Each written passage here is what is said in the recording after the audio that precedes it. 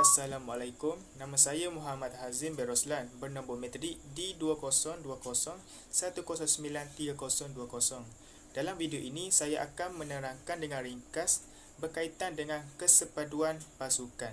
Kesepaduan pasukan boleh didefinisikan sebagai satu proses yang sentiasa berubah-ubah yang diwujudkan menerusi kecenderungan sesebuah kumpulan untuk bersatu dan bersama-sama dalam mencapai objektif pasukan. Kesepaduan pasukan terbahagi kepada dua jenis, iaitu kesepaduan tugasan yang merujuk kepada tahap ahli kumpulan bekerjasama menamatkan tugasan yang diberikan, dan kesepaduan sosial iaitu merujuk kepada hubungan sosial bersama keluarga lain.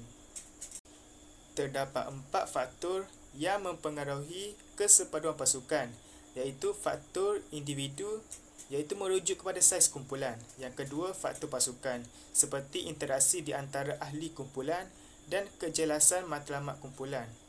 Yang ketiga ialah faktor kepimpinan, iaitu apresiasi ketua terhadap prestasi atlet.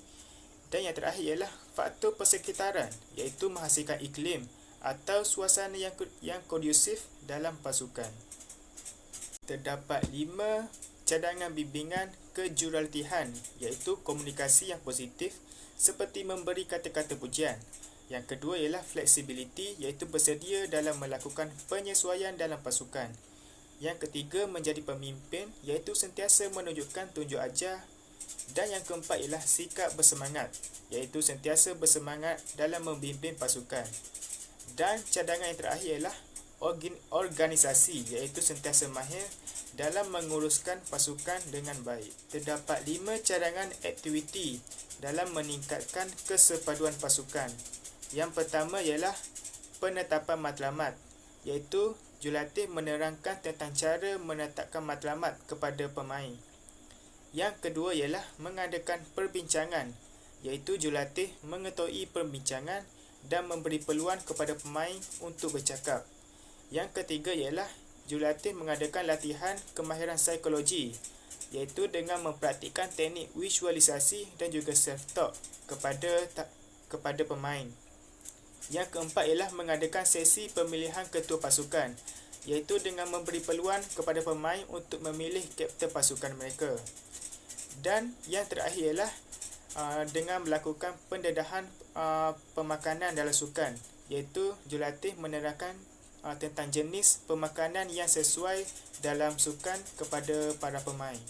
Terdapat pelbagai cara yang boleh dilakukan dalam merapatkan hubungan jurulatih dengan atlet, iaitu dengan membina persekitaran yang selamat. Selain itu, jurulatih juga perlu bersifat empati terhadap pemain, serta jurulatih sentiasa memberi dorongan dan galakan. Seterusnya, jurulatih haruslah sentiasa memberi dan menerima maklum balas secara interpersonal mengenai tingkah laku atlet. Dan yang terakhir ialah jurulatih membantu dan menolong para pemain dalam menjelaskan peranan mereka dalam pasukan. Kesimpulannya, kesepaduan pasukan memerlukan komitmen yang tidak terbelah bahagi serta keinginan untuk mengekalkan keadaan harmoni dalam pasukan. Pasukan yang lemah dalam aspek kesepaduan pasukan mempunyai peluang yang tipis dalam mencapai kejayaan. Oleh itu, semua pasukan haruslah sentiasa memupuk kesepaduan pasukan bagi membuka peluang yang cerah dalam mencapai kejayaan bersama-sama. Sekianlah daripada saya. Terima kasih.